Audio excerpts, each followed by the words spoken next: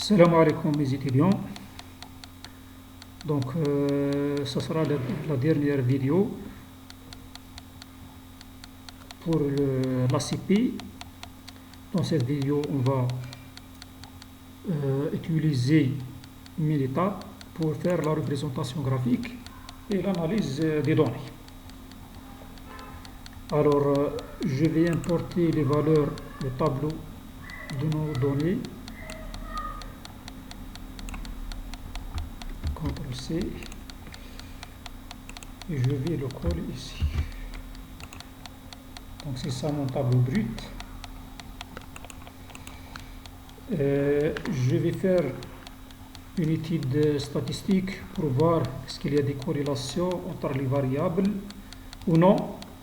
Donc je viens ici statistique élémentaire et je vais ici corrélation. Donc je sélectionne toute la plage, sélectionner. Alors ici les options, corrélation de Pearson avec un niveau de confiance 95%.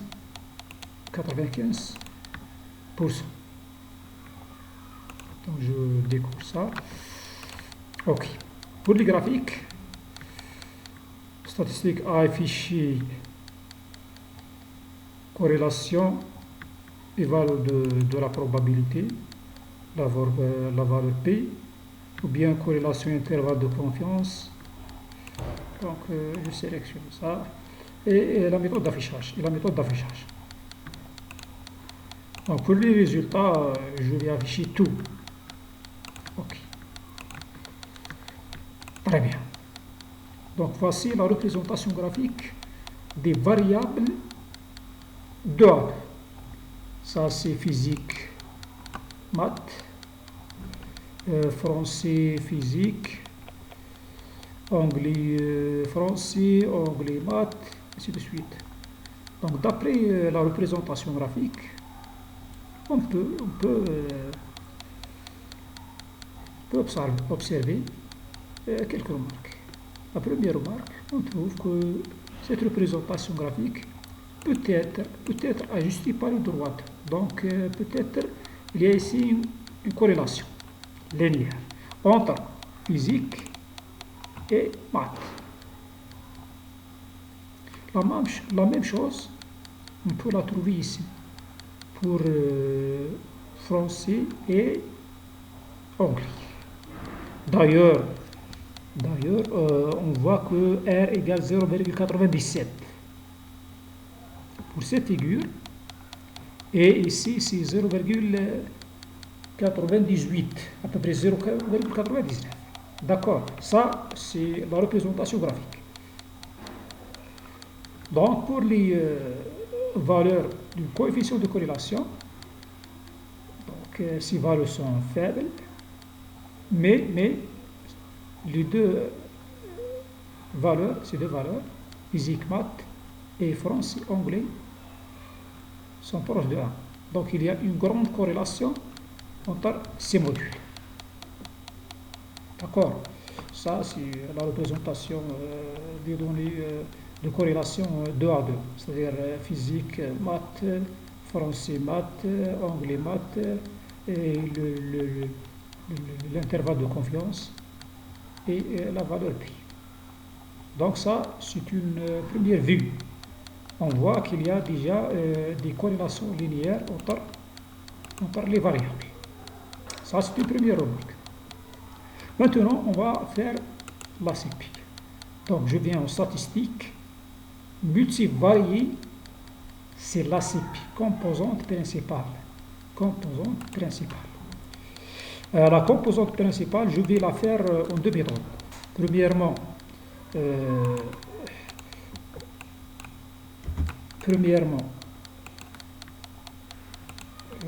covariance, et deuxièmement en corrélation. Donc je sélectionne nos variables, sélectionner. Et pour les graphiques, je sélectionne tout. Et pour le stockage, pas de stockage. Donc ça. Ok.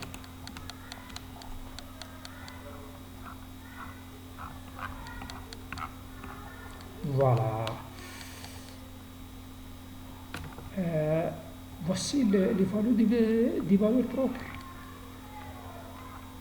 Donc, qu'est-ce qu'on voit ici? On voit des valeurs différentes. Nous avons, si vous rappelez, la valeur propre, la première valeur propre que nous avons trouvée ici, normalement, je ne sais pas, c'est 41.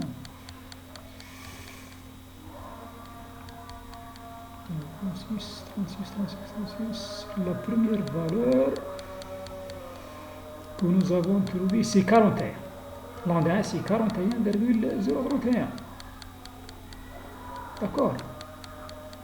Mais, voilà, c'est 41,031. Mais, dans ce tableau, c'est 49,236. Pourquoi? Je vais revenir ici. Statistique élémentaire de la covariance. Ok. Donc, regardons la matrice de covariance. Donc, nous avons calculé la matrice de variance-covariance. Nous avons trouvé pour la première valeur, c'est 12, si vous vous rappelez. La matrice de... Voilà, c'est 12,20. Donc, pourquoi ce changement?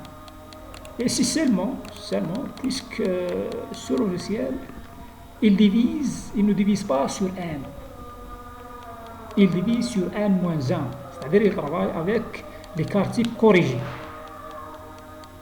Donc, il travaille avec les cartes types corrigées. Donc, il utilise des échantillons. Ce n'est pas la population. Mais ça ne va pas changer de l'analyse sur les données. Donc, il n'influe pas le résultat final. D'accord? Donc, je reviens ici. Donc, voyons les valeurs propres. Ces derniers sont à négliger. Donc, nous avons seulement deux valeurs propres. La même chose pour les axes principaux et les composantes principales. On ignore ces deux derniers. On accepte seulement la première et la deuxième. Cette représentation graphique représente est-ce qu'il y a des valeurs aberrantes ou non.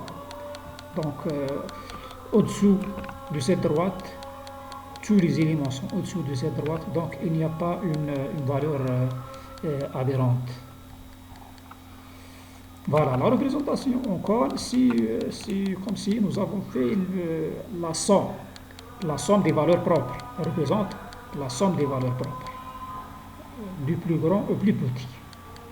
Donc 49 plus 7, etc. C'est-à-dire le pourcentage, valeur propre. Donc la première et la deuxième. Donc la somme des deux, donc à peu près, elle correspond à 99%. Je ne sais pas ce qu'il est. Voilà. La première cumule, la première plus la deuxième, c'est 100%. Déjà 100%. Donc si ces deux valeurs sont négligeables. Donc on s'intéresse seulement à la première et à la deuxième. Voyons maintenant cet exemple, cette figure. Cette figure représente la distribution